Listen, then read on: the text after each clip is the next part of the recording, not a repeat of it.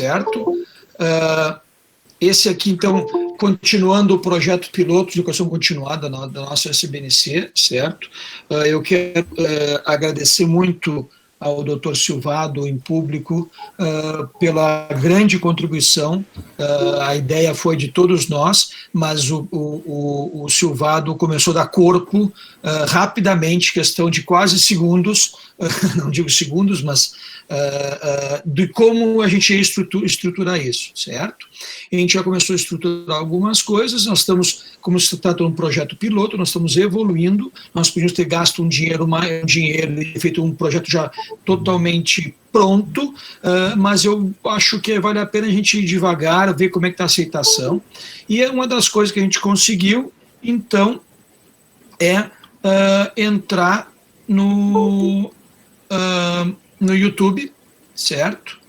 Então, quem entra no YouTube, a gente já tem duas apresentações, certo? A neurofisiologia clínica durante a pandemia, eu peço desculpas ao doutor Kimai, apareceu minha foto, mas foi ele que ministrou a palestra, e NMG do frênico diafragma, certo? Então, já pode fazer, nós estamos indo adiante em relação ao site, tá certo? Isso que eu queria mostrar para vocês, e agora eu vou passar a palavra para o Dr. Bragatti, que vai começar a moderar, então, essa palestra a respeito de EG na determinação de morte encefálica, que vai ser ministrada pelo Dr. Silvado. Ok? Um abraço a todos. Obrigado, Marrone, um abraço. Dando sequência, então, a esse projeto piloto aqui da educação continuada online da Sociedade Brasileira de Neurofisiologia Clínica. Nós temos o prazer hoje de receber o Dr. Carlos Eduardo Soares Silvado. Dispensa maiores apresentações, mas eu tenho que dizer que ele é professor assistente da Neurologia na Universidade Federal do Paraná, coordenador do grupo de epilepsia e eletrocefalografia e do programa de cirurgia de epilepsia do Hospital das Clínicas da Universidade Federal do Paraná. Ele tem atuação destacada tanto na nossa sociedade quanto na Liga Brasileira de Epilepsia e tem uma vasta experiência com eletroencefalograma em UTIs. Fez parte de algumas comissões da Sociedade Brasileira de Neurofisiologia Clínica, aquela que deu a terminologia em português para o eletroencefalograma do paciente crítico, e esteve presente em todas as comissões de 1998 para cá, com relação ao eletroencefalograma na determinação da morte encefálica, que é o tema da palestra de hoje. Então, com vocês, o Carlos Silvado. Por favor, Silvado. Boa noite a todos, espero que o som e a imagem estejam boa, a gente está meio inexperiente nessas coisas assim. A ideia é conversar com vocês sobre eletroencefalograma, como é que se faz o eletro na determinação da morte cefálica, discutir alguns problemas, alguns fundamentos. É uma abordagem que eu procurei fazer para todas as pessoas que podem estar assistindo, porque a gente tem gente de todas as categorias da eletroencefalografia, então a ideia é que isso sirva de base para uma discussão muito boa que vem a seguir. Eu acho que isso aqui é só a motivação da discussão, onde vai se trazer todas essas dúvidas, todas essas coisas. Então, gostaria de começar agora, agradecer à sociedade por isso, agradecer ao Bragatti pelas palavras que ele disse. Eu acho que isso é um modelo novo, nós estamos aprendendo um novo mundo. Como vamos trabalhar com esse mundo? Mas o fato de a gente poder fazer uma reunião científica, que hoje já tem 158 pessoas em todos os lugares do Brasil, simultaneamente, sem que tenha que se deslocar, isso aí para a forma de se trabalhar vai ser muito útil. Então, agora, se não houver nenhuma complicação, a apresentação deve começar certa. Vamos tentar.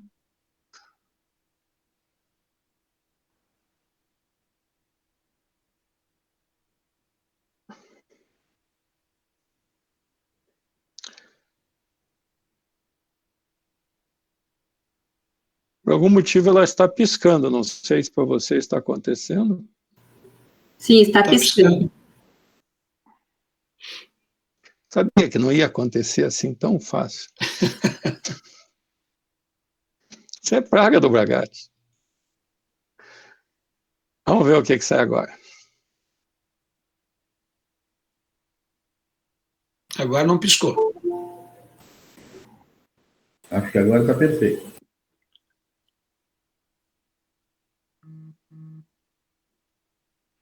Ok. Então, a ideia desse projeto piloto é se conversar sobre morte cefálica, que é um tema que abrange bastante coisa, que tem ainda vários problemas no dia a dia. O início de tudo foi em 1968, quando Harvard criou uma comissão para definir as partes de transplante de órgãos, como é que se definia que a pessoa estava em morte cefálica. E os critérios têm várias coisas, mas o que ele definia, que é de interesse para a gente, é que tinha que ser um eletroplano, esse era o termo que está, um flat que está lá, que seria confirmatório da morte cerebral, de uma inatividade eletrocerebral, e que deveria ser repetido em 24 horas. Essa é a base de tudo, onde se começou a ter um critério eletrocefalográfico para a determinação da morte cefálica. Naquela época que se usava galvanômetros, um eletro portátil de 8 canais, e alguns de nós ainda já participou dessa época, né? E tinha um galvanômetro, tinha uma pena, e esse galvanômetro e essa pena, como trabalhavam no movimento ondulatório, eles limpavam o traçado do que se vê hoje. Então, quem dava laudo nessa época, hoje sofre muito com aquele eletro cheio de irregularidades no traçado. E ele podia ser plano, limpo, liso, ou até com os já artefatos de pré-córdicos tão frequentes hoje, continuavam já naquela época. A ideia é falar sobre as normas legais do eletro na morte encefálica, na prática, como fazer algumas coisas só, é muito amplo isso, vamos passar bem rápido sobre isso, os principais problemas que a gente tem no eletro, e se o futuro reserva para a gente alguma coisa que vá facilitar a nossa vida. Então, a resolução 2173 do Conselho, que determina os critérios para a realização da morte cefálica, exige que seja feito um exame complementar que comprove a ausência de atividade eletrocerebral.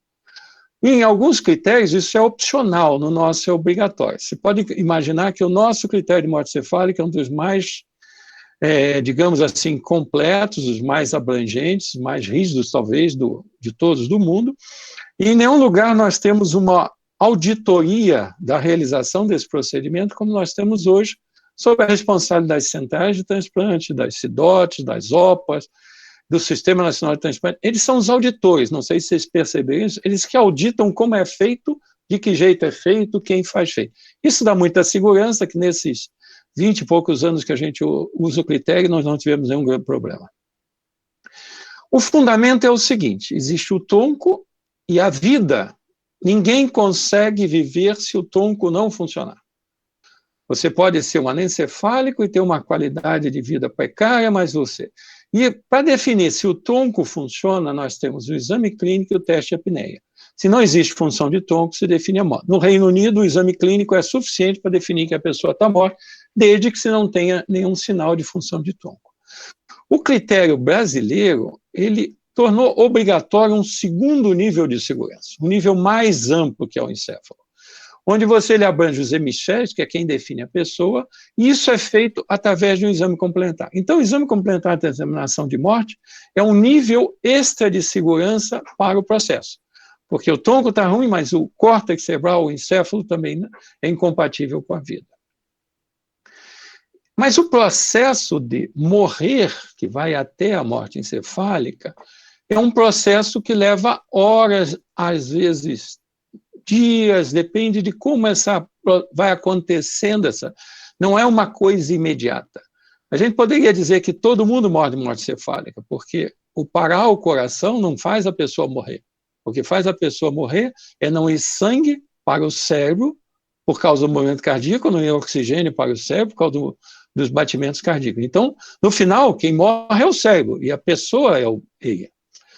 Nós temos a evolução tradicional, você tem uma lesão encefálica, essa lesão faz um aumento de volume dentro do crânio, não há como esse crânio se expandir, ele comprime estruturas vestais, hernia, comprime o tronco, esse edema cerebral faz com que a pressão dentro da calota craniana seja maior que a pressão arterial média, e quando isso acontece, não entra mais sangue dentro do cérebro, você vai ter uma parada de circulação intracraniana, você vai ter um stop na arteriografia, e essa parada de perfusão vai matar os neurônios que, porventura, estivessem lá. Mas isso não acontece em algumas situações, como crianças recém-natos, que têm fontanelas abertas, ou em pacientes pós-craniotomia. Esse estudo feito aqui pelo Nunes, que é de São Paulo, usando a angiotomo, ele mostrou que no crânio você tem uma base, mas quando você faz uma craniotomia, você começa a ter um aumento da circulação, meio precário, e quando você tem uma grande craniotomia, aquelas craniotomias compressivas, que se tira o osso, que tem uma herniação, você vê que existe a possibilidade, então, de você ter um fluxo sanguíneo. Se esse fluxo é suficiente, se esse tecido cerebral é compatível, é uma outra discussão, mas existe a possibilidade. E dá para entender, então, que, eventualmente, algumas partes dessas do córtex cerebral podem estar ainda funcionando de forma precária, com um pouco de perfusão sanguínea que tem. Esse trabalho do Vidic é interessante porque ele mostra como evolui a morte cefálica e dá para entender em que momentos você faz o exame, o resultado que você pode pôr. É óbvio que esse exame aqui, que é uma lesão hemisférica extensa, que destrói a parte infratentorial, lobos temporais, que faz uma herniação de tronco, esse aqui você vai ter um compartimento do córtex do hemisfério cerebral muito precoce, muito no início do quadro. Ao contrário, uma lesão infratentorial vai lesar primeiro o tronco, onde você vai ter a morte antes, mas ainda pode ter alguma estrutura cortical preservada com algum grau de perfusão na dependência da pressão intracraniana. Quando você tem a morte pura de tronco, você vai ter todos os critérios de exame clínico e teste de apneia indicando que esse paciente está morto. Mas você pode ter um Doppler com fluxo, você pode ter uma arteriografia com atividade perfural e você pode ter um eletroencéfalo com atividade cerebral. Ao contrário, numa encefalopatia hipóxia-anóxia, essa destruição é global de todo o hemisfério pela hipóxia.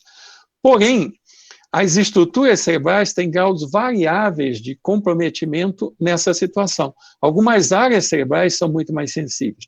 Quem melhor mostra as lesões cerebrais é uma ressonância feita 2 a 3 dias após essa hipóxia. Mas o eletro pode estar inativo, o Doppler pode não ter um edema cerebral e ter uma perfusão cerebral. E essas duas situações são as situações onde é mais difícil para a gente chegar a esse exame complementar confirmatório.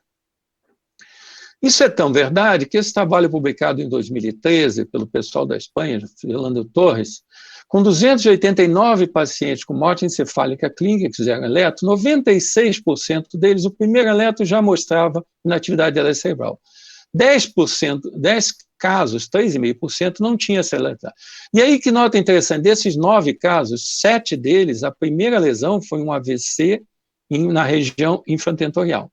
Então, a lesão foi muito mais de tronco do que hemisfério cerebral. Isso provavelmente levou, mas com o decorrer do processo, esse eletro também veio a ser uma inatividade elétrica cerebral. Voltando à nossa resolução, existem uns pré-requisitos, e esses pré-requisitos agora são importantes desde 2017, porque ele exige que, durante todos os procedimentos de determinação da morte cefálica, esses parâmetros devem ser preservados. Então, não adianta mais se fazer um eletroencefalo se o paciente está hipotérmico, se o paciente está com hipóxia ou com pressão baixa. Enquanto esse paciente não chegar nesses parâmetros, nós não estamos autorizados a iniciar a realização do eletroencefalo. Por isso, no laudo deve constar os parâmetros no início do eletro e os parâmetros no final do eletro, para dizer que o exame foi realizado atendendo aos pré-requisitos da resolução. Isso é uma novidade que tem que ser, que grande parte das vezes não está sendo cuidadosamente observada. O segundo dado é que, na resolução também consta no seu manual, que a metodologia do exame deve ser para a morte cefálica, não é um eletro convencional. Isso muda muito, porque às vezes é pedido pelo pessoal da UTI um eletroencéfalo, e aí eles querem que esse eletroencéfalo seja usado como eletro de morte encefálica. Não, a metodologia é diferente, o tempo é diferente, a dificuldade. Então, você quer fazer um eletro para morte cefálica, você tem que especificar, eu quero que seja feito um eletro para morte cefálica, e não um eletro de rotina em UTI.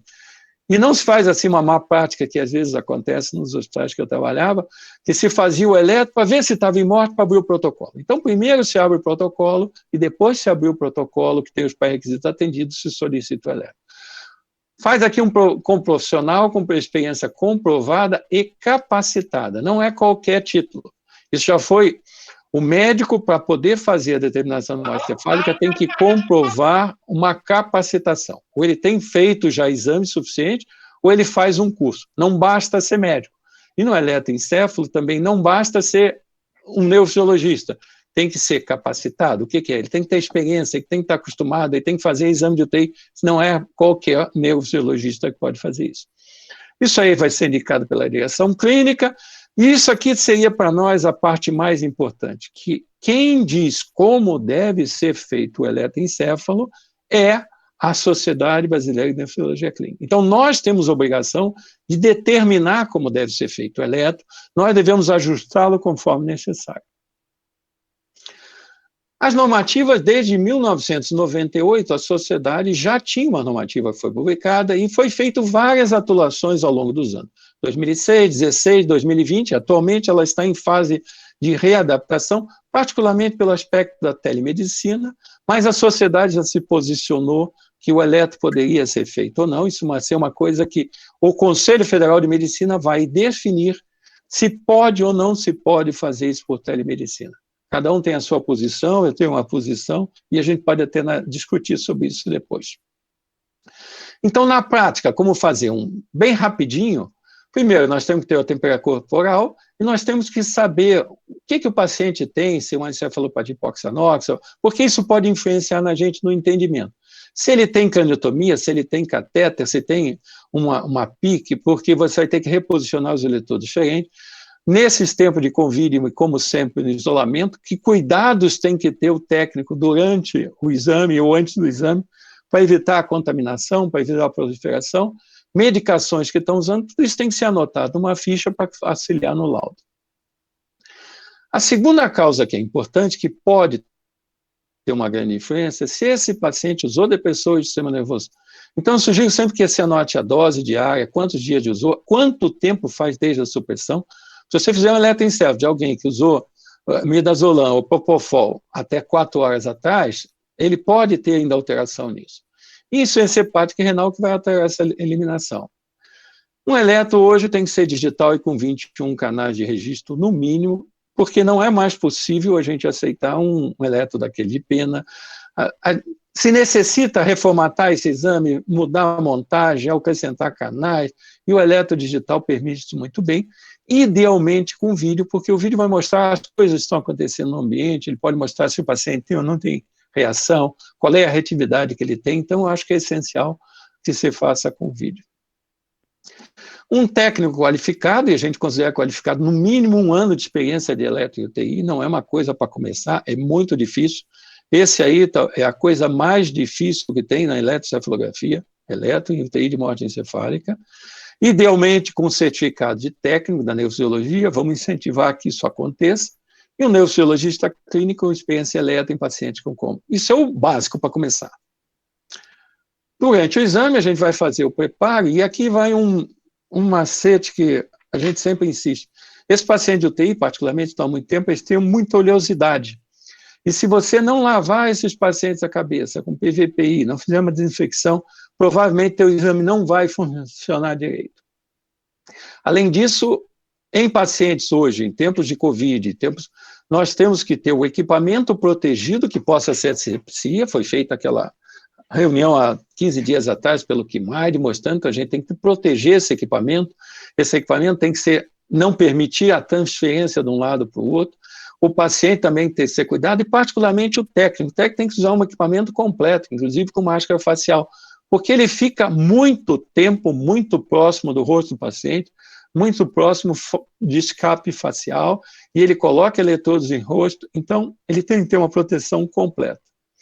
Quanto aos eletrodos, pode usar de concha ou os eletrodos de agulha. Esses eletrodos são muito bons, muito rápidos de colocar, dão um registro muito bom, mas tem um defeito que é o custo deles, né? Eles custam caro. E para ficar bem colocado, eles têm que ser colados com uma cola de tecido. Então, No nosso meio, nós não estamos usando isso. Lembrar que tem dupla distância entre eletrodos, nós vamos mostrar a montagem. Eletrodos de eletrocardio são importantes e sempre tem que ter, no mínimo, um eletrodo de ambiente. Um eletrodo que é colocado num membro distante, que ele é simplesmente para captar o ruído do ambiente, a interferência que está acontecendo. E conforme a necessidade, se tem movimentos, tem artefatos, vai fazer isso. A impedância tem que variar nesse nível. E não adianta ter metade de eletrodos muito bom, metade de eletrodos meia boca, porque você vai dar interferência. É melhor você ter todos os eletrodos meia boca ou todos os eletrodos muito bom, diminui a tua interferência elétrica. As montagens, tem a montagem tradicional, a de sempre, a nossa dupla banana. Tem uma montagem de RN com dupla, onde a distância entre eletrodos é dupla. Você aumenta a distância, aumenta o potencial, para aumentar a capacidade desse potencial de 2 microvolts. Você tem alguma atividade, então, duas formas de se fazer isso, duas alternações. E, às vezes, é muito importante trocar uma pela outra para identificar um fenômeno, se ele é ou não é uma atividade elétrica. Quanto ao registro, é obrigatório se fazer um teste da integridade no começo e no fim. Esse teste da integridade é basicamente se tocar em cada um dos canais e mostrar que está funcionando aquele eletrodo. Isso é essencial, porque quando você usa nesses sistemas digitais com referencial comum, você está usando, às vezes, um pool de outros eletrodos ou um eletrodo que não está problema. Então, você pode ter um eletrodo não captante e que está te enganando porque você está vendo o outro par registrando. Filtros, idealmente com o mínimo de filtro possível, se você conseguir 70 e 0,5, que é difícil a gente fazer, uma velocidade, sugiro sempre usar um referencial CZ, que é o mais distante, ele fica no meio, não tem massa muscular contraindo, às vezes eletrodo, se você usar de mastoide, por exemplo, você vai ter muito músculo influindo, e uma sensibilidade que pode começar com 10 até 2 microvolts, mas nós temos que ter a maior parte do registro, pelo menos 30 minutos, a gente tem que ter uma capacidade de identificar coisas que às vezes a 10 microvolts você não vê nenhum artefato, e com 2 microvolts você está vendo ele. Se possível, corrigir os artefatos, às vezes a gente só consegue atenuá-los ou identificá-los, o que também é bom. Quando você tem contração muscular, particularmente nos pacientes que têm algum grau de hipertonia, alguma contração periférica, ou estão com frio ou com alguma coisa, o único jeito de você conseguir um bom exame é fazendo um bloqueador neuromuscular, succinilcolina. Só que isso tem que ser lembrado, que se você fizer isso, só deve ser feito depois que você já fez exame de apneia, para não interromper a determinação da morte cefálica. Deixa o exame para o final, faz isso, depois você pode até reverter, mas basicamente isso limpa o traçado de música. Eu vou mostrar um fragmento que mostra isso para vocês depois. Teste da estimulação sonora, dolorosa e luminosa. Sonora é exatamente aquela com uma caneta apertando o leito unguial, dolorosa e luminosa, abrir e fechar o olho, pelo menos 2 testes, idealmente um no começo e um no fim, para ver a reatividade desse paciente à estimulação dolorosa e também ver a reatividade do traçado da estimulação dolorosa. Se esse traçado muda quando você é estimulador ou não. Então, isso também é essencial e obrigatório. E um acompanhamento presencial ou remoto pelo neurofisiologista que vai dar o laudo. Isso é importante porque ele pode, naquele momento, ver, olha, tem um artefato, vamos corrigir esse artefato. Ele pode evitar que a UTI toque o técnico para fora, que ele quer fazer alguma coisa. Então, quando você acompanha o exame, todas aquelas dúvidas que você teria, quando você vê o exame a posterior, você pode conferir. E você pode botar eletrodo, você pode trocar a posição do eletrodo, você pode desligar a máquina. E muitas vezes o técnico de eletrocefalia sozinho não consegue convencer a enfermagem a desligar um respirador, desligar uma bomba de infusão, mudar a posição da traqueia, tocar a posição do cordão que está prendendo a cânula traqueal. O técnico não consegue isso. Se não tiver um médico lá para falar com outro médico, para mandar fazer isso, a gente não consegue. Isso são uma das coisas na telemedicina que não se consegue fazer. Mas se pode ligar para o médico e falar. A duração é mínima de 30 minutos do traçado com boas condições técnicas de interpretação. Isso aí é só registro, sem correção de artefatos, sem ter corrente. Então, eu deixo correr no mínimo 30 minutos. Esse exame vai levar no mínimo 1 hora, para até você fazer isso. Mas esses 30 minutos para ter certeza que está acontecendo isso. Não é? Então, é um exame que leva no mínimo 2 horas. até você começar a montar, tocar, arrumar, virar, leva pelo menos uma hora de montagem para a gente ter isso. Esse aqui é o teste das eletrodos. Então, você está tocando cada um dos eletrodos para mostrar que todos os eletrodos estão captando a atividade elétrica cerebral. Então, você pode começar o exame. Aí o sistema está íntegro. Você vai ter a 7 microvolts, você pode não ver nenhuma alteração, e que quando você aumenta para 2 microvolts, então o exame não pode ser feito a 7. O exame tem que ser feito a 2. Porque a 2 é que você vai ver alguma pequena atividade, algum artefato, algum eletrodo que esteja dando problema, que a 7 você não vai ver. Então, o exame tem que ser feito a 2. A revisão do registro deve ser realizada na íntegra. Você não deve revisar fragmentos de eletroencéfalo, você não deve revisar um eletroencéfalo que se tirou os artefatos. Você tem que ver todos os problemas que aconteceram, como eles foram consertados, todos os artefatos que aconteceram, como eles foram identificados e corrigidos. Aí você pode reformatar, trocar filtro, mudar a montagem, fazer outras coisas. A inatividade ou a ausência da atividade cerebral acima de 2 microvolts, que é o que você está buscando.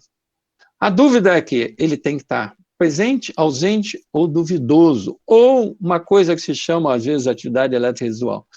Então, você, às vezes, vai ver uma área cerebral que parece que tem uma atividade elétrica, você vai ver uma área que você não sabe se aquilo é artefato ou não é artefato. Então, é muito difícil, porque toda vez que você tem que excluir alguma coisa, é mais difícil. Diga. Desculpa eu interromper, deu algum problema, acho que ficou pequeno aqui para todo mundo a apresentação? Sim, ficou. Ficou. Acho que alguém sem querer deve ter entrado. Mas aqui no como, para mim, em princípio, está igual. Não, sim, aqui para nós, eu acredito que tem várias telas. E eu acho que alguém colocou a apresentação no lugar, o Silvado tem que recolocar. Sem querer, alguém deve ter apertado a direita ali, retomar a apresentação. Vamos começar de novo. Isso.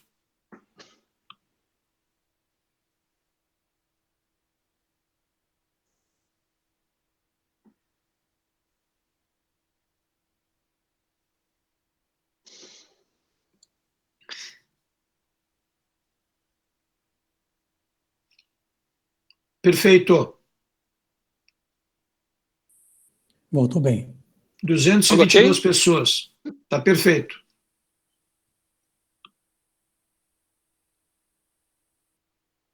Ok, reiniciou.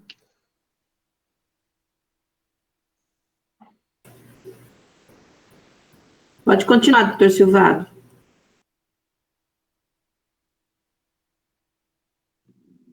Agora ele congelou. Houve um problema de sinal lá com ele. Deve ter sido. Mas só por enquanto... vai lá, Silvador.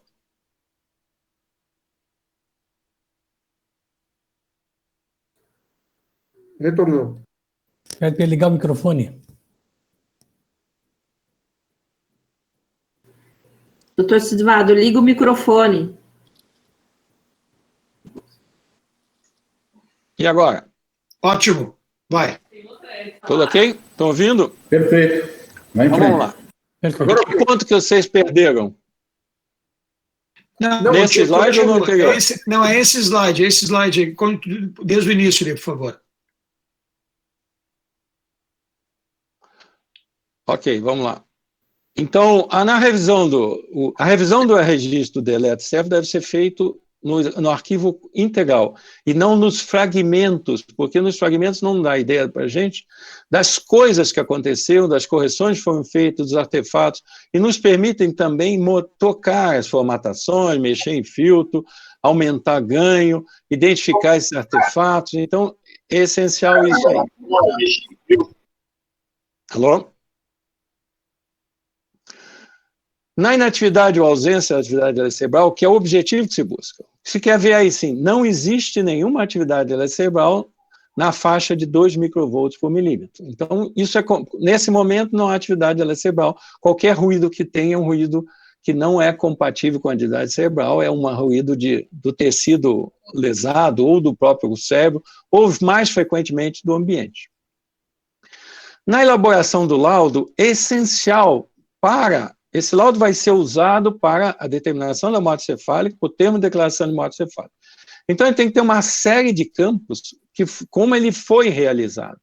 A presença ou ausência da atividade, isso tem que ser bem declarado, ou você pode dizer assim, que muitas vezes assim, não há inequívoca confirmação da ausência. Eu não consigo dizer. Nós temos que assumir em alguns registros, nós não conseguimos dizer que não tem atividade elétrico-cerebral. E, no mínimo, tem que ir 10 fragmentos juntos com o traçado, impressos ou digital e esse traçado. Em alguns lugares, a gente vai comentar depois, a central quer que assine o termo de declaração. Em alguns lugares, mais ou menos, ter o atestado, ter o certificado, laudo preenchido, assinado digitalmente, assinado à mão, já é suficiente. Isso depende de local a local. O laudo descreve as condições técnicas, medicação, atividade de fundo, correlação, mas duas coisas que eu acho mais importantes. Eletrorealizado, o critério da conclusão, esse texto parece aos evidências, supressão difusa da atividade de fundo, inatividade eletrocerebral, sensibilidade de 2 microvolts ou inatividade eletrocerebral, evidencia inatividade. Essa supressão pode desaparecer.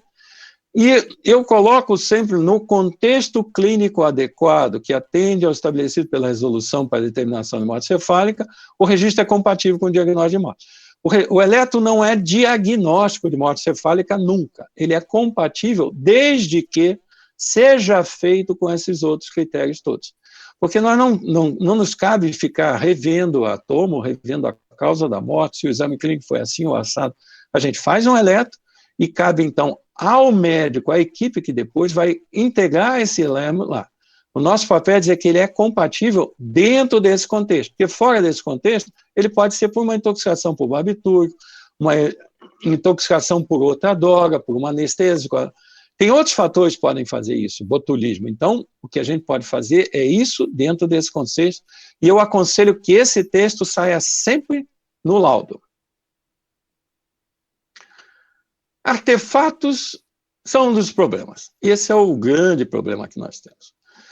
Aqui eu botei só duas coisinhas de eletricidade que eu não entendo, mas é que existe uma coisa que nós lembramos do vestibular, que existe um campo eletromagnético, e esse campo eletromagnético que ocorre ao redor da direção da corrente causa uma interferência nos outros eletrodos. Como a gente capta as microvolts, essa interferência, mesmo por menor que seja, é muito problema. Então, nós estamos pegando interferência de fios, de aparelhos, de equipamentos, de salas, de tomada.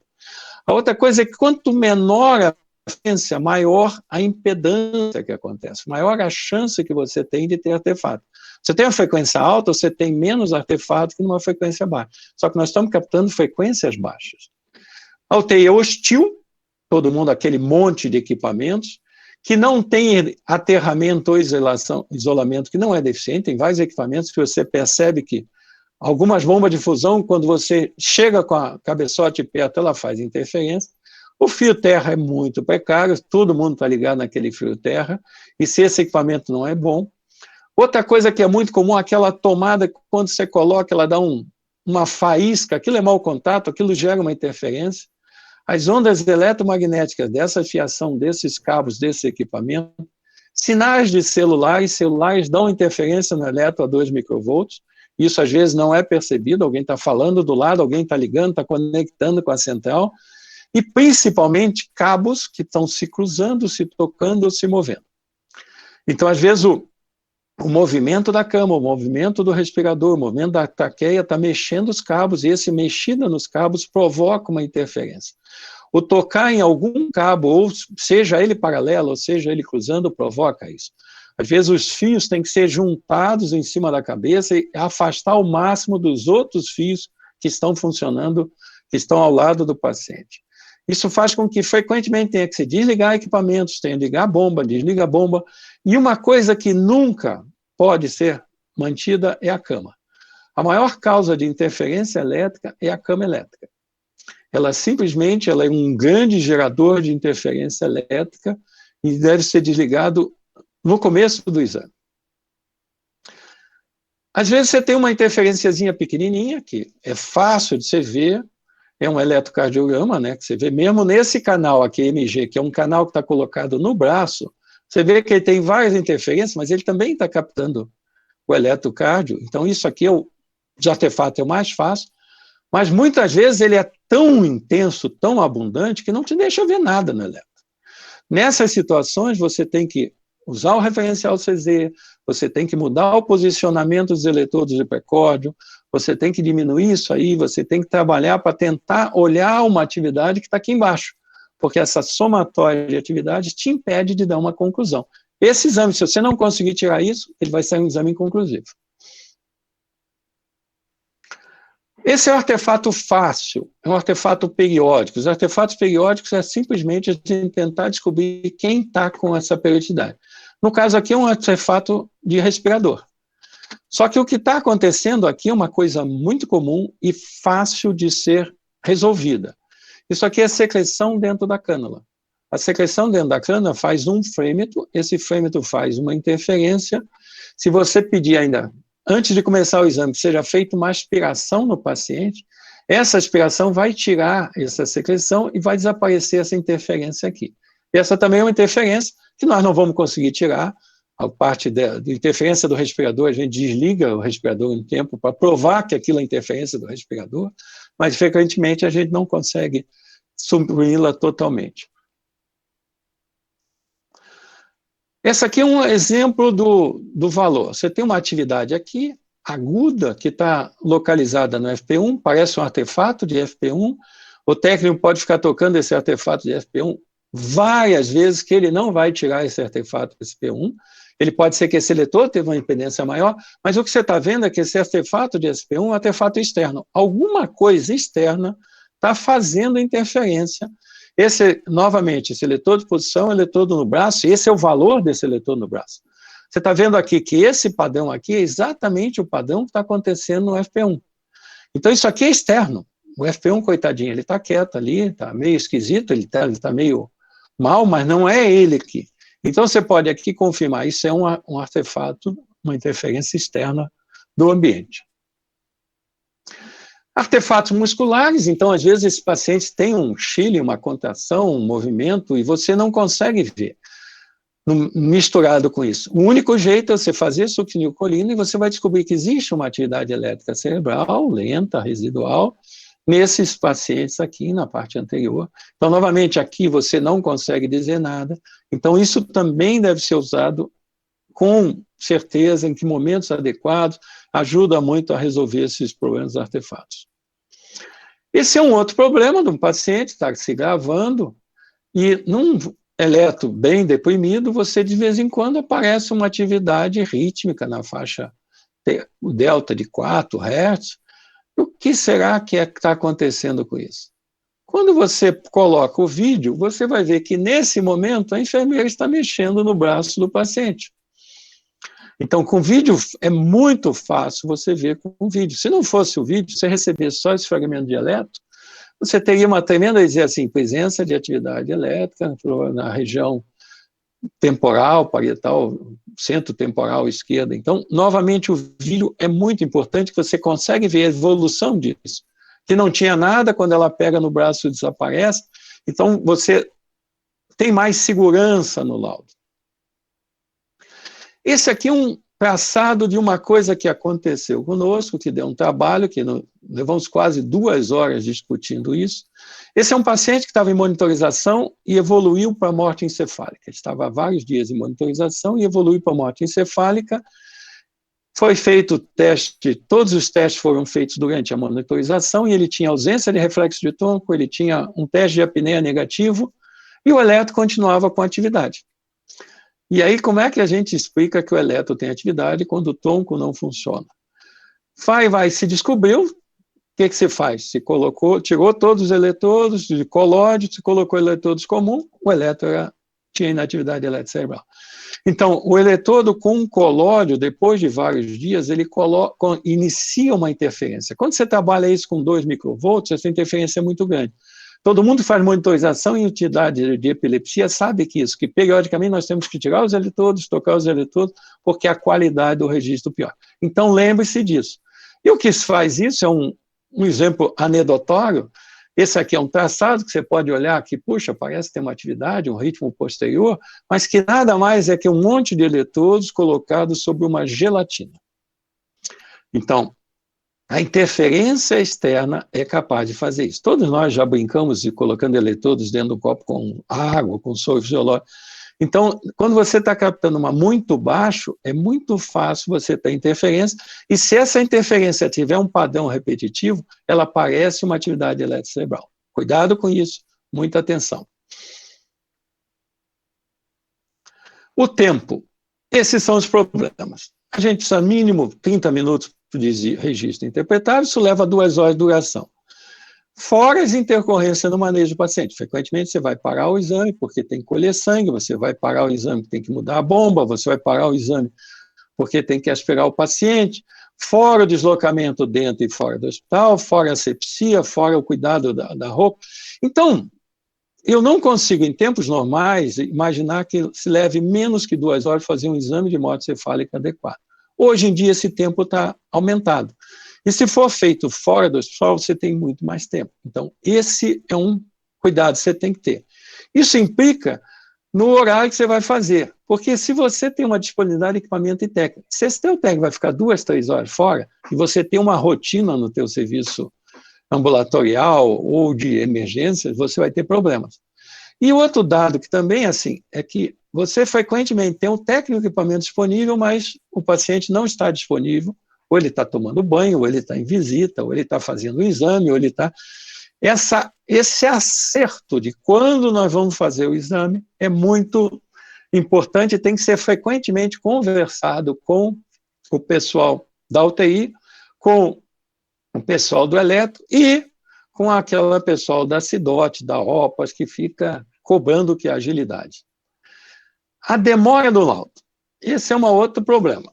Depende de você ter a dificuldade do exame para laudo. Então, às vezes, o paciente sai com, o técnico sai com o equipamento para fazer um exame na UTI, já tem outro exame na UTI, já tem um outro exame, e ele acaba fazendo 3 exames. Você só vai conseguir dar esse laudo quando retornar esse exame para, ou se você tiver uma rede na internet que transfira esse exame para você dar o laudo. Então, depende disso. A outra coisa é que os neurofisiologistas não ficam parados esperando chegar o exame. Vários deles têm atividades clínicas, estão atendendo, tem ambulatório, tem reunião, então às vezes só atrasa o exame. Um dado que tem que ser sempre lembrado é que muitas vezes exame difícil demora. Tem exame, todos vocês, eu tenho certeza, que a gente para o exame, deixa ele quieto, sai, toma um café, conversa, volta, olha o exame de novo, mexe ele pela frente, mexe pelo contrário, tentando ter uma definição, tentando ter uma certeza, e isso tem que ser levado em consideração. O exame é para ser bem feito, o exame não é para ser rápido. O tempo é o tempo que vai levar. Isso não é uma corrida, isso é uma maratona, não é uma corrida de 100 metros, tem que terminar rápido. Isso aí tem que ser feito com calma. A gente não pode errar por pressa. E a outra assinatura do termo de declaração de morte cefálica, se é isso que eu já comentei, ou se é exigido que, se a mero laudo atestado, assinado digitalmente ou pessoalmente serve, impresso, ou se tem que ser assinado na termo de declaração. De fato, em vários lugares exige que se assine. Fica difícil, porque o neurofisiologista teria que ir na UTI para assinar o termo que está lá, ou alguém teria que trazer o termo até onde você está para assinar, e se você estiver distante, isso causa um problema. Isso é uma coisa que tem que ser resolvida, que ainda não está resolvida.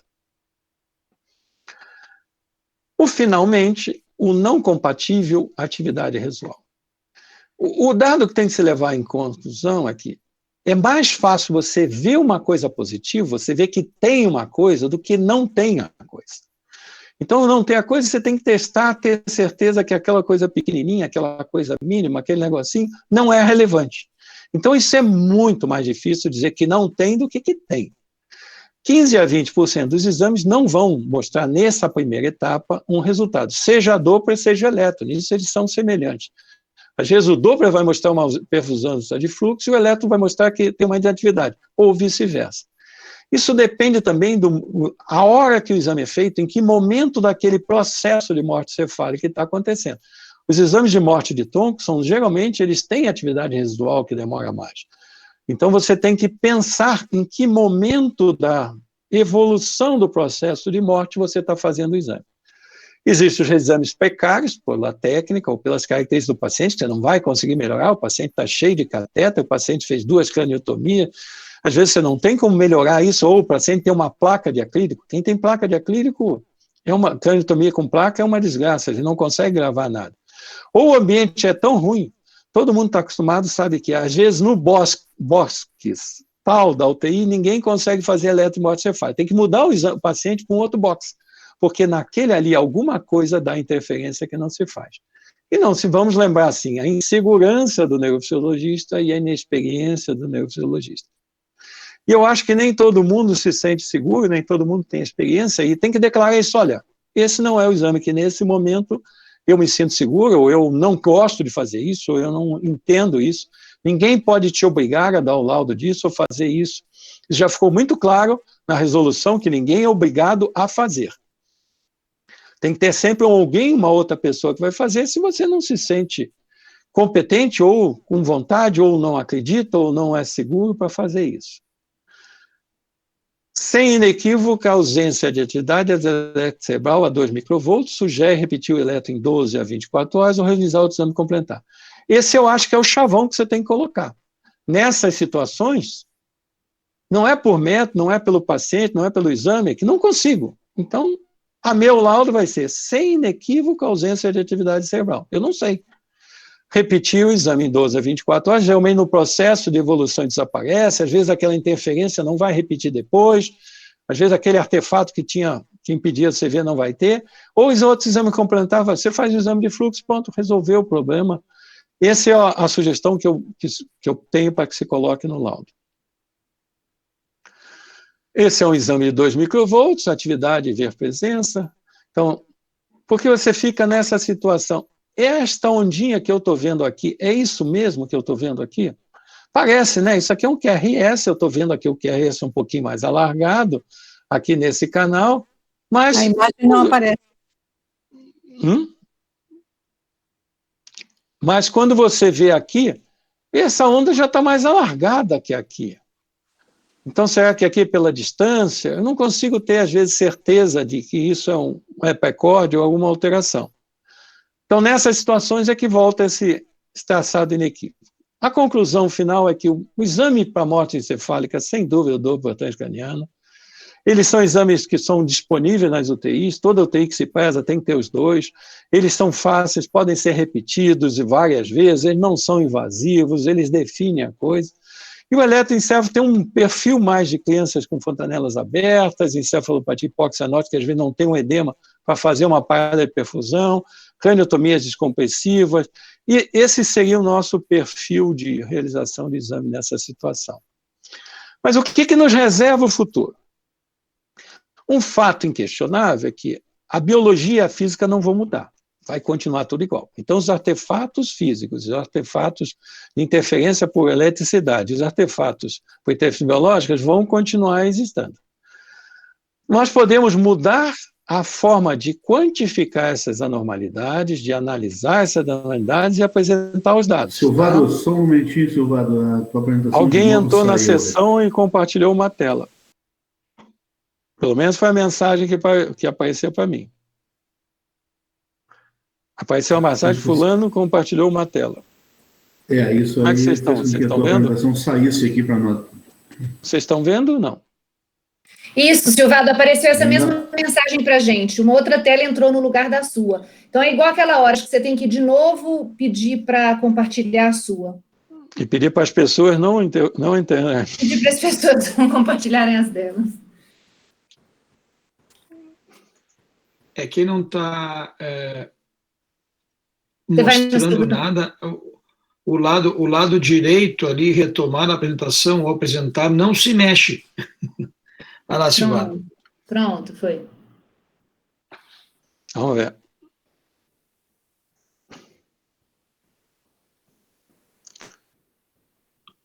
Entrou para vocês ou não? Entrou. Sim. Ok.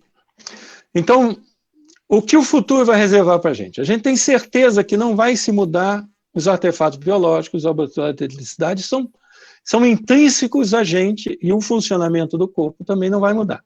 O que a gente pode mudar é formas de se analisar melhor o elétron, de quantificar essa normalidade, de apresentar para a gente essa normalidade de uma forma mais reconhecida. E fiz uma busca nisso e consegui identificar duas coisas que ainda são muito precárias, muito precoces, mas que são promissoras. Esse aqui é um trabalho publicado em 2016 por chineses, uma comparação da energia do elétron na morte cefálica e no coma. Vocês podem notar que há uma diferença. Quão diferente isso aí, como é que se usa disso assim? Mas pelo menos eles conseguem identificar diferenças e conseguem quantificar essas diferenças e conseguem mostrar essas diferenças. Então você já tem uma base agora do registro que vai permitir você processar isso de uma outra forma. Isso pode tirar para a gente aquele canalzinho que tem aquela coisa ali, é uma interferência ou não, é uma atividade ou não. O segundo trabalho aqui também no chinês, publicado agora em 2019, o poder do espectro da densidade das bandas. Ele pegou vários canais, em várias faixas, e mostrou que o paciente com coma e o paciente com morte cefálica tem diferenças. Bom, até aí todo mundo sabia, né? Não tem nenhuma novidade que o elétron de coma é diferente do elétron de morte encefálica. Mas ele nota que aqui, por exemplo, aqui nessa situação, nessa faixa teta, que todos são iguais, tem uma diferençazinha no FP2 de um para o outro. O que vai se chegar nisso? Novamente, não sei. Mas ele consegue gerar um gráfico desse. Onde o coma ele tem essa quantidade de potência de espectro de atividade elétrica, que é muito diferente da potência de espectro de atividade de morte encefálica. Acho que daqui a uns 10, 15 anos, a gente talvez esteja usando algumas ferramentas que vão fazer uma pré-análise do teu eletro, que vão te mostrar isso, do mesmo jeito que o eletro de UTI, análise espectral, ajuda você a analisar aquelas atividades periódicas ao longo do tempo. Você vai poder ver ao longo do tempo como é que funcionou esse teu eletro e poder ir a pontos mais importantes, a você clicar aqui, o que houve nesse canto, o que houve aqui, o que houve aqui, tem um artefato, como é que é. Então, acho que tem esperança. Nós temos esperança para o futuro. Quem sabe a gente assume todo esse novo eletro totalmente digital. Quando a gente virar seres digitais, a gente vai passar por isso. Muito obrigado a todos pela presença, pela paciência, e vamos continuar agora, eu acho que aberto para o debate, conduzido aí pelo Bragatti. Lembrar também que na próxima quinta-feira, 16 agora, nós temos uma reunião aqui também com a Giovana. Então, toda terça e quinta-feira, às 19h30, é o dia da neurofisiologia. Todo mundo vai jantar mais tarde para ficar assistindo as sessões. Muito obrigado a todos. Tchau. Obrigado, Silvado. As manifestações já começam aqui. Excelente apresentação. Tocou em todos os pontos da prática da eletroencefalografia na determinação da morte cerebral, morte encefálica, melhor dizendo. Excelente, excelente, né? Então, manifestações mostrando assim que eu acho que esse projeto está realmente sendo um sucesso, e agora com a estreia da eletroencefalografia, também ficamos à altura aí do pessoal. São agora 8h23. A gente vai abrir para as perguntas. Nós estamos com 204 pessoas na reunião, isso é um sucesso absoluto. Já tivemos Chegamos a 223, pessoal. Exatamente. Chegamos a ter 223. Então, acho que tem um grande futuro esse projeto aí, e temos bastante trabalho pela frente. Acho que enquanto o pessoal vence ali aquela inibição inicial, fazer uma primeira pergunta, não é? Dizer que é importantíssimo a determinação da morte cefálica, e isso nasceu muito do grande desenvolvimento que teve as técnicas em UTI, de ressuscitação cardiopulmonar e posteriormente os transplantes, né? Então, cada vez mais ficou necessário que a gente determinasse com a maior brevidade possível, né, a morte do paciente para que se tomasse as decisões subsequentes. Assim, experimentalmente, o eletrocefalograma ele tem um valor importante que foi demonstrado já em trabalhos na década de 70, que em determinados fluxos cerebrais baixos se via a supressão total da atividade, e se esse fluxo, que aí no caso abaixo de 12 ml por 100 gramas por minuto, enfim, se isso se mantivesse por mais de 5 minutos, essas alterações seriam irreversíveis. Então, a partir daí, com mais força, foi se dando importância ao eletro como, obviamente, um exame auxiliar, né, confirmatório, dando, vamos dizer assim, uma força maior ao diagnóstico clínico da morte encefálica. Lá pelas tantas, Silvado, o Marrone perguntou com relação à succinilcolina, porque os artefatos musculares realmente atrapalham bastante a nossa avaliação. O eletro perde muito em sensibilidade quando está muito cheio de artefatos, principalmente os musculares, mas que, segundo o Marrone, até se ele quiser comentar, não é? Ao se injetar a medicação, muitas vezes ela pode, paradoxalmente, até dar mais vasculações, e isso poderia atrapalhar ou não sei da tua experiência com relação a essa medicação. E se o Marrone quiser complementar, também fica à vontade. Isso é verdade. Quando você injeta, você tem um aumento dessa... As fibras começam a descarregar mais, a explicação, talvez, a eletroneurografista é melhor para isso. Você tem uma atividade, então, na fase inicial, você aumenta o artefato muscular, mas no momento que você faz esse bloqueio completo, você desaparece. Então, às vezes, você injeta, piorou tudo. Não piorou, espera mais um pouquinho até que você veja, ou chegue na dose adequada. Você não chegou na dose adequada ainda, você tem que fazer um reforço para conseguir isso, mas é verdade isso. Eu até tinha, nesse mesmo traçado, eu tinha esse período de aumento aí, eu acabei por limitação, não coloquei esse slide, do aumento da atividade imediatamente durante a infusão e depois o desaparecimento, naquele que eu falei sobre interferência elétrica. Perfeito. O Jorge Leitão está pedindo que tu fales um pouco mais sobre o eletrodo que se coloca no braço do paciente para monitorar movimentações, interferências externas do traçado, enfim. Esse eletrodo, você, no mínimo um tem que ter, mas você até pode colocar mais na dependência, se você suspeita que alguma coisa está fazendo interferência, coloque, por exemplo, no braço que está perto do respirador, ou no braço que está perto da bomba de infusão, você coloca ali para ver. Idealmente, ele deve ser colocado mais distante do corpo, porque você quer pegar ambiente, se não quer pegar atividade elétrica, uma distância assim de 8 a 10 centímetros, tem que ser bipolar, para você não pegar a atividade de dentro da cabeça, e você funciona, então, como medidor de interferência. Quanto de ruído de eletricidade você está tendo, quanto de interferência de 60 Hz você tem. Então, esse é bem importante você colocar bem próximo, como às vezes você colocar em qualquer coisa que tenha um movimento periódico, você consiga identificar para te confirmar que esse padrão é. Alguns pacientes você tem do manuseio, então você vai ver nesse eletrodo a aproximação.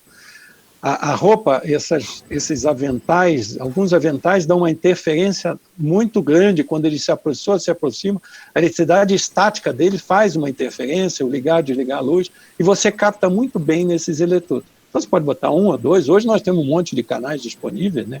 A gente pode se dar esse luxo. Andréa Julião Oliveira, boa noite, André. Pedindo para que tu fale um pouco sobre critérios em crianças, o que muda fundamentalmente em relação a critérios de adulto. Bom, na resolução atual, não tem mais aquela restrição que tinha na anterior, de ter que fazer 2 eletros, que era grande. Então, não se tem, você pode fazer o eletroencéfalo na criança. O que o pessoal, particularmente o PIVA que é neurologista infantil, e de terapia intensiva em Porto Alegre, advoga é que o melhor exame para a criança é o espectro cerebral. Porque o espectro cerebral você consegue fazer relativamente fácil, no caso dele, que tem disponível isso, a dificuldade do espectro é conseguir fazer, mas que mostra uma imagem visual para mostrar para a família que não entende como a criança pode estar morta, e o eletro teria a mesma atividade, a mesma coisa. Então nós não temos mais essa restrição de ter 2 eletros, dependendo da idade, a gente já pode usar o eletro nessa situação. O grande problema é que você, como a calota craniana é expansível, mesmo que você tenha uma grande hemorragia intracerebral, você vai ter tanto o Doppler presente, como você vai ter também a atividade elétrica cerebral presente, geralmente na parte anterior, que você não vai excluir. Então, basicamente, essa é a dificuldade. Exame em criança pequena, o critério de morte cefálica você tem que ser pelo menos 7 dias e tem que ser nascido a termo, para poder abrir o protocolo de morte cefálica. Menos que isso não se faz, menos que isso se acompanha e observa. Então vem também um pouco ao encontro do que o colega Rodrigo Cury falou também, ele te parabeniza pela aula e pergunta se, na sua opinião, o eletrocefalograma é mais sensível que o Doppler nas fases iniciais do processo de evolução da morte cefálica, especialmente nos casos de encefalopatia hipóxico isquêmica pós-parada cardiorrespiratória. Eu concordo com você. Realmente, na encefalopatia hipóxica, o exame mais sensível é o eletro, porque frequentemente você pode não ter um edema cerebral que vai interromper o fluxo sanguíneo cerebral na fase inicial e o eletro já vai te mostrar que tem uma ausência, que tem um padrão. Ele é muito útil no prognóstico, então todo paciente faz uma encefalopatia hipóxica grave como essa, o eletro tem um valor prognóstico tanto inicial, tanto na identificação de estado de mal, quanto na identificação do padrão de depressão difusa, quanto no prognóstico depois de 72 horas. Então ele é muito útil para o manejo desse paciente e ele também é talvez o exame de preferência na situação de encefalopatia hipóxica nós. Mas eu acho que como o grau é tão variado, a gente não consegue ter certeza, porque depende, aquele paciente que fez uma parada cardíaca com arritmia e foi reanimado imediatamente, que ele tem um grau pequeno, o outro aquele paciente fez uma hipóxia prolongada e o coração parou de bater pela hipóxia, esse tem uma lesão grande. Então, eu acho que em encefalopatia hipóxica nórdica, sempre que possível, você deve juntar os teus exames com uma ressonância magnética. Porque a ressonância vai te mostrar a extensão das lesões e a gravidade das lesões muito mais do que o resultado dos exames. Se você fizer uma hipotermia terapêutica, você só pode fazer o eletro 24 horas depois que aquecer o paciente. Então esse é um dado também, sim. Principalmente em crianças, você faz uma hipotermia, adulto quase não se usa, mas em pediatria se usa muito, você espera aquecer o paciente, quando ele volta à temperatura ambiente, 24 horas depois você pode fazer o eletroencefalo para não ter nenhuma interferência, nenhuma coisa que vá dar um falso resultado. A André Areal pergunta se a Sociedade Brasileira de Neurologia Clínica teria um programa de capacitação dos técnicos de EEG para exames avançados, em UTI, eletrocontínuo, morte encefálica. Acredito que não, né? Ainda. Olha, eu acho que o sonho é a gente ter isso, né? Eu acho que o sonho é a gente ter isso, como, por exemplo, a Sociedade de Medicina do Sono fez, né? Eu acho que a gente tem que avançar nisso, tem que avançar em programas de capacitação, e hoje, eu acho que essa experiência que a gente está tendo com reuniões remotas vai viabilizar esse programa que não podia acontecer. Porque antes esse programa sofria muito do custo do deslocamento. Mas agora a gente pode preparar materiais de treinamento de técnicos que vão ser feitos de forma remota, com sessões de tutoria à pessoa, que você pode fazer essas tutorias, abrir. Algum de nós pode, por exemplo, ficar disponível num período X para um técnico apresentar um caso e ver qual é a opinião, o que ele poderia fazer. Eu acho que agora se abriu uma avenida para se trazer os técnicos para dentro da sociedade e, com isso, melhorar a qualidade dos nossos exames. Porque isso é essencial, isso é importante. Nesse Brasilzão, a gente tem que melhorar o pessoal que está lá. E como a gente vai conseguir isso? Nós temos que chegar onde ele está. Aquela musiquinha do Milton Nascimento, você tem que estar onde o povo está. Perfeito. Tu está com uma aguinha aí do teu lado? Desafio para a diretoria, desafio para a diretoria. Marrone, que está procurando coisa para fazer. Aí, Marrone. Bem, o Samir Margalhães nos pergunta se há uma recomendação de uso exclusivo de montagens referenciais para a determinação da amplitude das atividades no diagnóstico de morte encefálica. Olha, eu acho que não há essa obrigatoriedade. Quando você reformata, você usa, frequentemente você vai usar para ver se tem uma atividade mesmo. Então, no teu processo de análise, você vai fazer várias reformatações para analisar aquela atividadezinha que está ali duvidosa, que você não sabe se está só naquele eletrodo, se tem campo ou não. Isso pode ser útil. Isso, sem dúvida, a gente vai usar, mas não é que tenha que ser. Vai depender da situação. Em algumas coisas, infelizmente, só metade dos pacientes, aquele exame que é corrido, fácil, lá, que não tem nenhuma emoção, você fica até surpreso, mas tão simples, tão bom, frequentemente são aqueles que você batalha. É um exame sofrido, é um exame difícil, é um exame que não é para fazer de qualquer jeito. A gente sofre com esse exame. Tu tinhas falado ali na questão que muita gente aqui pegou o eletrocefalograma convencional ainda, de 8 canais, com penas, com papel, enfim, e não sabe o que é a facilidade de ver hoje um eletro digital, essa capacidade de reformatação que a gente tem no momento da interpretação, e acho que isso aí resolve muito dos problemas. Mas uma coisa interessante que eu vi na tua fala foi com relação à presença do neurofisiologista no momento do registro, e eu penso que seja importante muito para que o neurofisiologista se antecipe a alguns artefatos, através de atitude, né?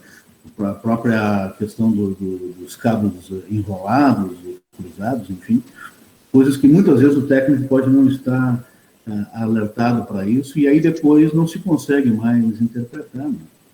A presença do neurofisiologista no momento do registro, né? São coisas que não se reformatam depois, né?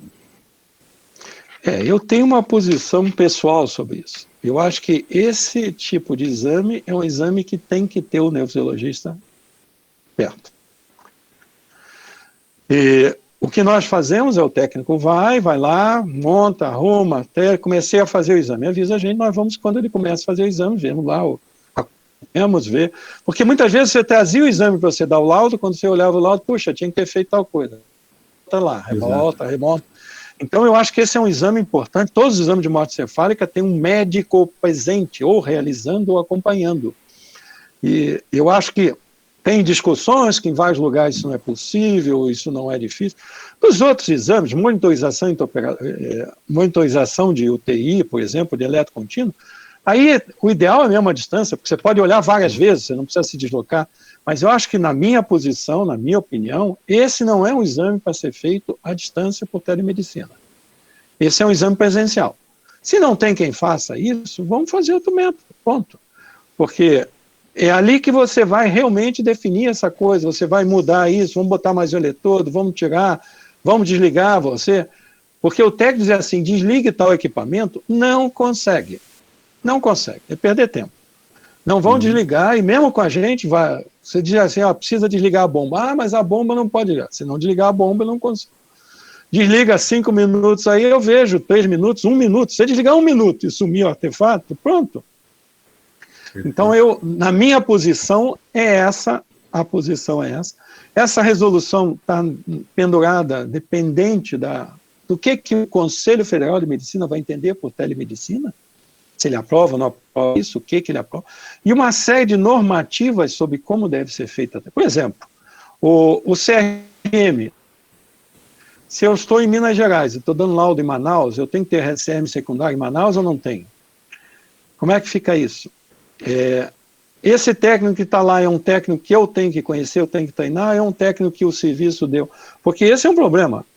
Normalmente, a prática que a gente vê de vários serviços aí, a pessoa começou fazendo alguma coisa, aí um dia ela aprendeu a fazer eletrocardiograma, aí um dia teve licença, se aposentou ou ficou doente a técnica de eletro, automaticamente ela é promovida a técnica de eletrocefalograma, porque ela fazia eletrocardiograma, é tudo igual, é tudo risco, e aí ela fica. Ou você comprou um equipamento e o fabricante do equipamento vai lá, instala o equipamento, chama a tua secretária e diz assim, agora eu vou ensinar vocês a fazer eletro.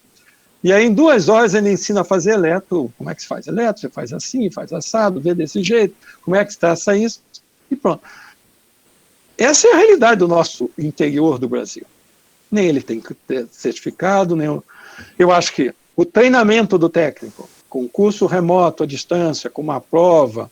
Se você nos Estados Unidos, tem 3 níveis de técnico. Não é um só, são 3 níveis. O morte encefálica é o 3º nível.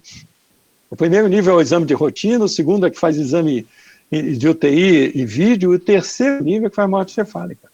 E o cara tem que ter tempo, tem que ter tantos exames, treinamento, prova, não sei o quê. Nós temos que avançar para isso. Nós não podemos mais continuar sem essa coisa. E eu acredito que agora a telemedicina, o treinamento remoto, as videoconferências, isso vai permitir a gente fazer treinamento à distância, fazer assessoria, consultoria, e eu acho que isso vai ser muito bom.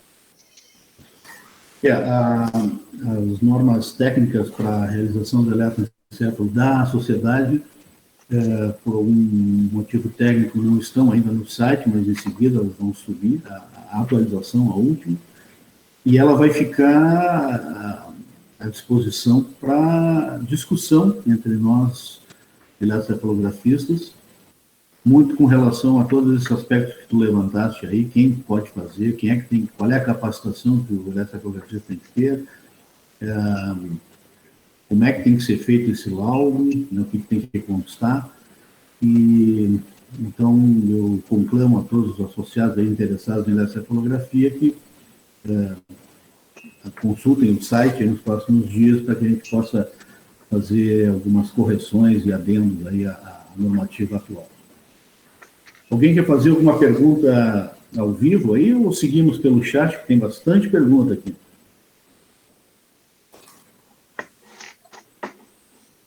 Fala, Pedro.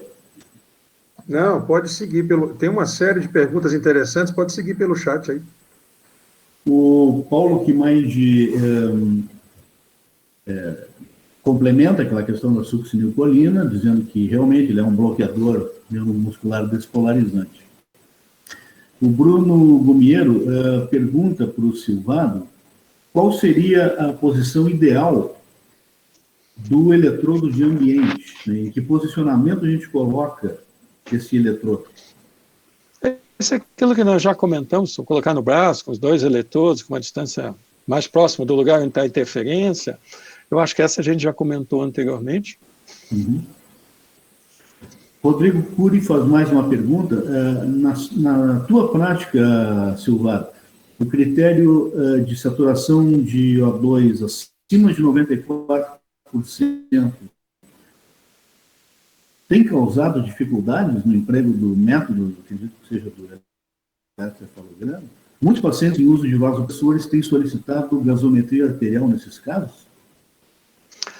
Veja bem, o fato, isso aí foi uma discussão ampla, faz parte da Câmara Técnica de Morte Encefálica e Conselho Federal, e se discutiu muito sobre isso, inclusive com o pessoal de UTI, e todos eles foram unânimes que na quase totalidade dos pacientes, você consegue colocá-los em condições com esses parâmetros para a realização da determinação de morte encefálica. Então, você vai mexer em vários parâmetros, medicação, e você consegue isso.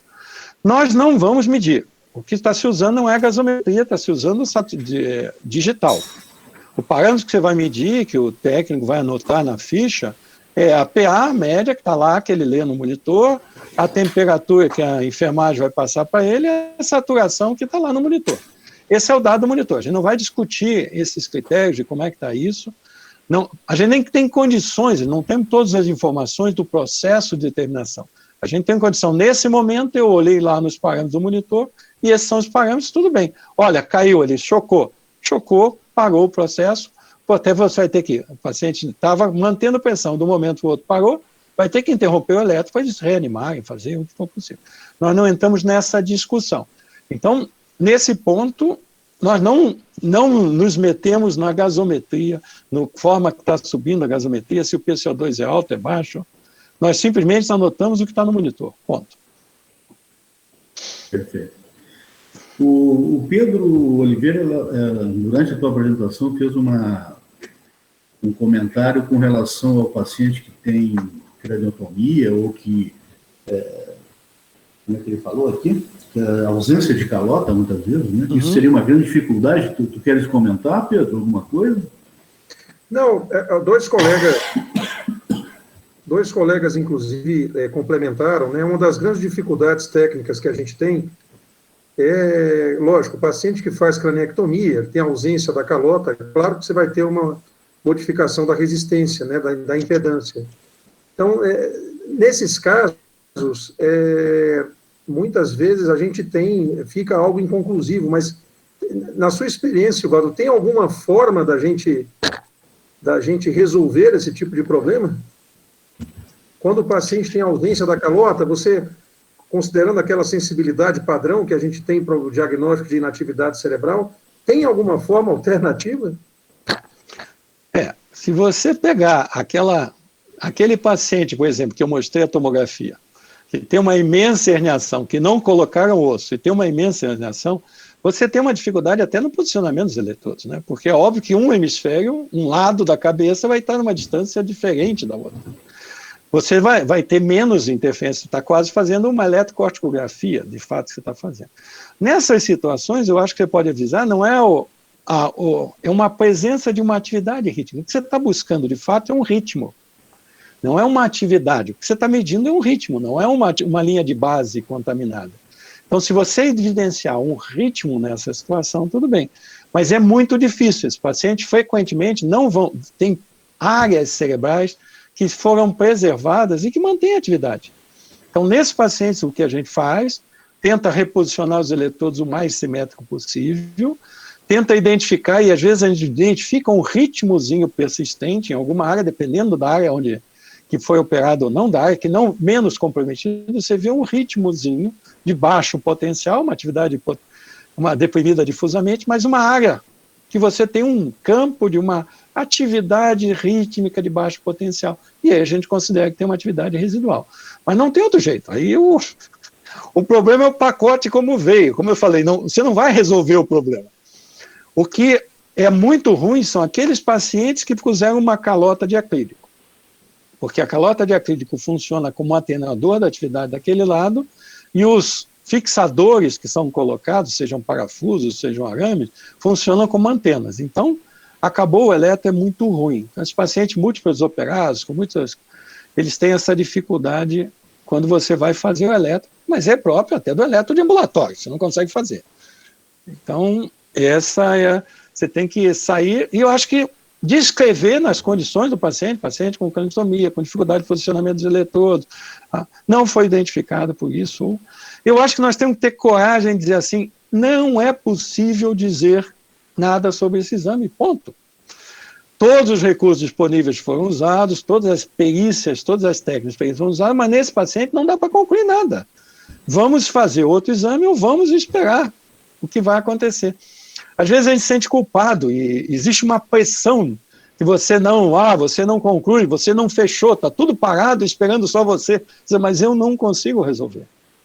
O dado que tem que ser lembrado, e às vezes eu digo isso, olha, o nosso papel é garantir que esta pessoa já está morta. Nós não temos nada a ver com transplante de órgão, nós não temos nada a ver com a retirada, nós não temos nada a ver com doação. A nossa missão é garantir que esta pessoa está morta. O nosso exame só serve para provar que ela está morta. O resto não é com a gente. Então não tem pressão. Se essa pessoa vai ficar morta daqui a 2 horas, vai ser declarada morta agora, é outro problema. Mas eu tenho que ter certeza absoluta, eu tenho que ter segurança, eu tenho que deitar de noite tranquilo que esta pessoa aqui estava morta.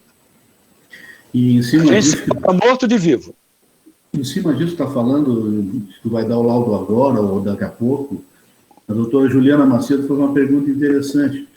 qual é a sua opinião sobre a avaliação com eletro contínuo nos casos de dúvida de assumir inatividade elétrica? Ou seja, será que essa atividade que está vendo agora, daqui a algumas horas, ela vai desaparecer e que pode detectar isso com mais acurácia com eletro contínuo, ou isso pode trazer algum problema, eventualmente?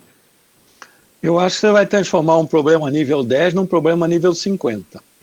Porque o registro contínuo tem muito mais interferência, muito mais artefato, perde muito mais a qualidade. Então, eu acho que o que resolve mesmo é você sentar do lado do paciente, dentro do box, mexer no aparelho, mexer no equipamento, tocar eletrodos. E eu coloquei ali, acabei não comentando, o melhor jogo de eletrodos do serviço deve ser usado em morte cefálica. O melhor, aquele guardadinho que só serve para isso. Ele não vai estar estragado, tem que ser um eletrodo, todos eles têm que ser o mais idêntico possíveis. O fio tem que ter o mesmo tamanho, tem que ter a mesma espessura, tem que ter a mesma qualidade, porque isso diminui a tua interferência. Então, frequentemente, você põe um eletrodo ruim, que foi ficando, que já estava sobrando no material, aqueles eletrodos foram descartados, que você fica tocando por aquele. O melhor jogo de eletrodos tem que sentar lá e ver, mexer, tocar, torcer, virar. O que a gente faz frequentemente, olha, não dá para concluir nada, tira tudo, vamos fazer daqui a pouco para ter uma conclusão, vamos voltar amanhã, vamos voltar de tarde. O contínuo só vai piorar as coisas. A gente vai ter muito mais pedaço, com muito mais artefato, com muito mais confusão, com muito mais dúvida. E o que a gente quer mostrar é que neste momento não tem atividade. Teoricamente, ele já está morto, porque a ausência de tom confirmada pelo exame clínico e teste de apneia já mostrou que ele está morto. O que a gente quer provar é uma outra coisa, que todo o córtex cerebral está não funcionante. É isso que a gente está vendo. Então, isso, você pode ter um anencefálico sem corte cerebral que está lá. Então, acho que não, o contínuo atrapalha muito, não tem local nessa dúvida.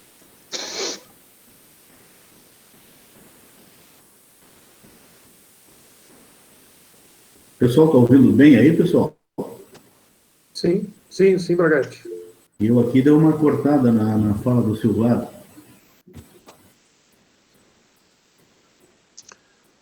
Até onde você ouviu?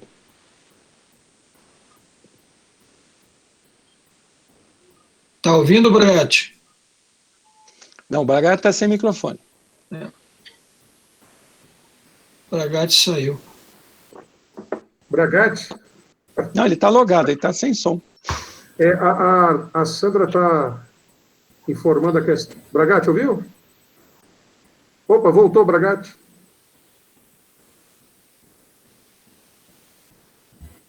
Acho que a Sandra Marrone falou da questão do tempo aí.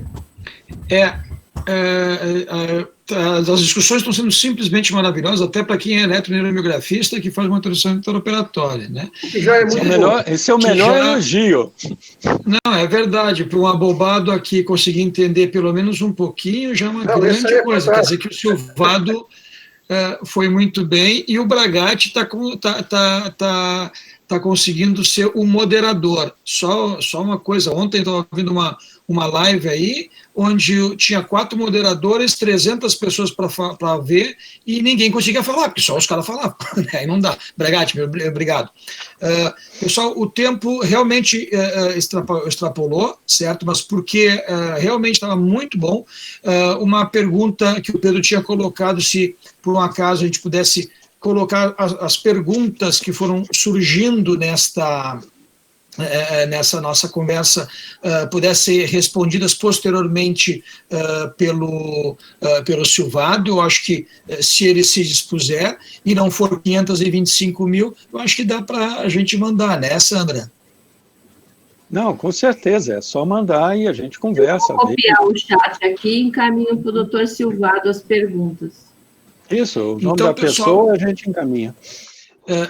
Eu vou tomar a liberdade de ser chato e findar a nossa a nossa live aqui, porque foi realmente muito bom. Eu falei, eu não estou brincando, para quem realmente não lida com isso como eu, foi muito bom. Eu não sei para os colegas especialistas na área, mas pelo que eu estou vendo, a Andrea está batendo palma lá, né? O Pedro está com uma cara de que está louco para tomar um vinho, né? A Lúcia também, ele está com a cabeça, está com a mão no pescoço, na cabeça, que não aguenta mais, coitado. Mas, basicamente, então, para a gente mostrar, eu quero ver se eu consigo mostrar aqui, que semana que nós tínhamos feito, para variar não entrou, né? Tá difícil para mim. Bom, o negócio é o seguinte, semana que vem, aliás, quinta-feira agora, nós vamos... Não, quinta-feira agora não tem aula. Exatamente, quinta-feira agora não vai ter aula, como a Sandra colocou, então, na outra semana, na terça-feira, entrou, dá para ver alguma coisa aí, não? Sim, dá. Bom, é importante que na outra semana, então, vai ter a aula da doutora Heide, vai falar a respeito de sono, e o título que eu não consigo enxergar aqui agora, certo? Mas a gente pode ficar muito feliz porque nós atingimos o máximo de 223 assistentes, né? E até agora, por exemplo, na finaleira existem 105 heróis, né? Então, está sendo realmente uma coisa muito, muito, muito interessante, muito, muito agradável. A gente pode discutir muito mais a respeito disso e muitas opiniões a respeito de o que a sociedade pode fazer, para a gente melhorar mais ainda para os pacientes e para nós. Pessoal, alguma palavra a mais, Bragatti, Silvado? Eu só queria lembrar que essas aulas todas estão sendo gravadas e os vídeos vão estar disponíveis no site da SBNC, né? Então, quem quiser olhar algum detalhe, não pôde participar, tem lá a chance de fazer, e dá para fazer até acelerado, para andar mais rápido, né? Você acelera o vídeo para ver em menos tempo. No site nós estamos tendo um pouquinho de dificuldade, ainda está um pouquinho mais lento, mas o Edmilson, que é o nosso TI aqui, eu quero agradecer a ele, já conseguiu colocar no YouTube, certo? Então nós temos bem YouTube. Lá. Já tem lá, certo? Muito bem, pessoal. Boa noite a todos. Bom vinho para quem está com frio, certo? Como nós aqui, né, Bragatti? Certo? Felicidades a todos, até a próxima semana, então. Boa noite. Boa noite a todos. Boa noite a todos. Um feriado em casa, né, sem sair, nós vamos continuar no mesmo jeito, né? Então, tudo bem. Tchau, pessoal. Tchau. Boa noite. Tchau, até a próxima.